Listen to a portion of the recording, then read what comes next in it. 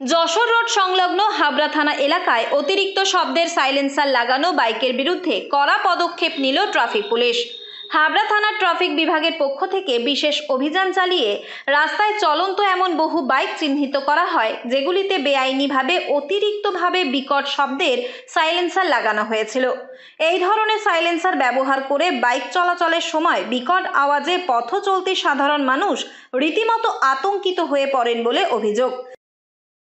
খুলতে হবে এবং পানিশমেন্ট করে দিতে হবে, মানিটারি পানিশমেন্ট 10,000 টাকা 5,000 টাকা ফাইন করে দেওয়া হয়, স্পট ফাইন।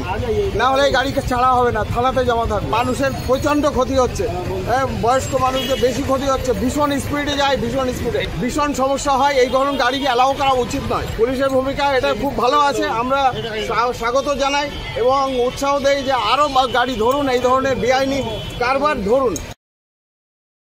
বিশেষ করে যশোর রোডের মতো ব্যস্ত ও জনবহুল এলাকায় এমন শব্দ দূষণে অসুস্থ হয়ে পড়ারও নজির রয়েছে।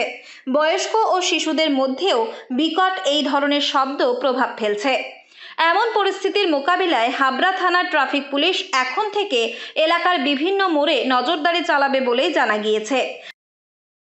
এই যে গাড়িগুলো সাইলেন্সার পাইপ লাগাচ্ছে, এই নকল সাইলেন্সার পাইপ, এটা কোম্পানির সাইলেন্সার পাইপ থাকলে তবু একটা আওয়াজ একটা লিমিটের মধ্যে থাকে, আর এটা হচ্ছে ওরা নকল বানিয়ে এরা করছে।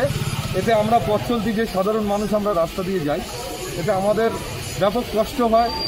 এবং এই সাইলেন্সার পাইপ জন্য আজকে যে পুলিশ যে কাজটা করলো, হাবড়া ট্রাফিক গার্ডের ওসি শব্দ দূষণ আটকানোর জন্য এটা যে করেছে, তার জন্য আমরা পাবলিক বলুন বা পথ চলতি মানুষ হিসেবে বলছি আমরা উপকৃত বা ধন্যবাদ জানাই আমাদের।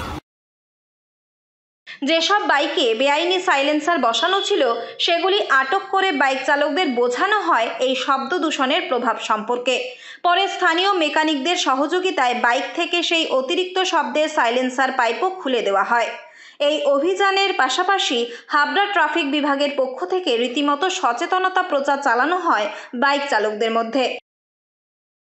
এটা হলো বন্ধ ছিল এই সাইলেন্সারগুলো, আমরা স্টপ সাইলেন্সার আমারটা ছিল না, আমারটা অন্য সাইলেন্সার লাগে, কোম্পানি ছিল না, ওই জন্য গাড়িটা দিয়েছে। সেটা কিছু থানার থেকে ফাইন নিল, ফাইন নিয়ে ছেড়ে দিল সাইলেন্সার দুটো খুলে। এটা আমি যখন কিনেছি তখন থেকেই ছিল, এটা প্রথম থেকে আমি ওয়েটিং রয়েছে, 3 মাস ওয়েটিং আছে, স্টপ সাইলেন্সার অর্ডার দিয়েছি।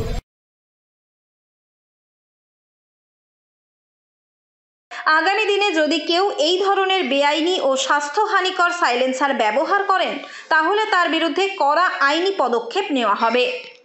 উত্তর 24 পরগনা থেকে রুদ্র নারায়ণ রায়ের রিপোর্ট, লোকাল 18 বাংলা।